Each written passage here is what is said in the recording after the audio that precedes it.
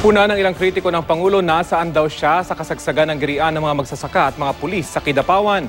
Depensa naman ng Malacanang, nagbigay agad ng direktiba ang Pangulo sa iba't ibang pinuno ng Executive Department nung malaman ng nangyaring dispersal. May report si Lay Alves.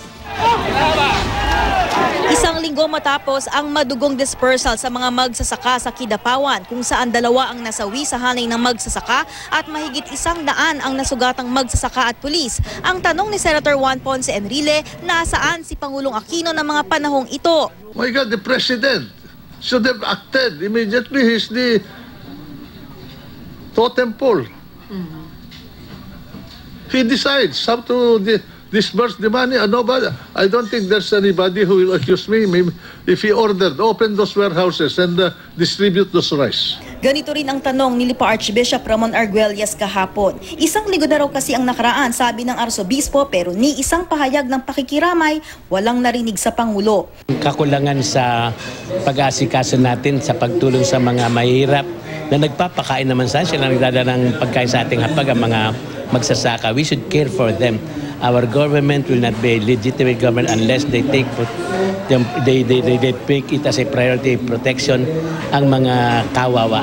Ayon kay Presidential Communications Operations Secretary Sunny Coloma Jr., nang malaman daw ng Pangulo ang nangyari sa Kidapawan nung nakaraang Biyernes, agad daw itong umaksyon. Dito rin sa mga naganap sa Kidapawan ay agad naman binigyan ng atensyon ng Pangulo ito at nagbigay na ng mga direktiba sa iba't ibang pinuno ng executive departments na repasuhin yung kanilang mga programa para tiyakin na mas maging epektibo ito. Hindi man daw pumunta si Pangulong Aquino sa Kidapawan, hindi raw ibig sabihin nito ay hindi na niya tinututukan ang problema ayon sa Malacanang. Kasabay daw ng iba pang mga bagay na pinagtutuunan ng atensyon ng leader ng bansa. Yun ngang pagbibigay ng atensyon dito sa isyong ito, kung pwede kong ulitin, ay simula pa ng Agosto.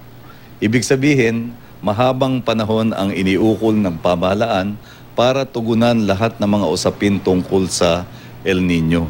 Nung araw ng marahas na dispersal, nagbigay ng pahayag si Coloma na papanagutin daw ng pamahalaan ang mga nasa likod ng madugong dispersal sa mga magsasaka.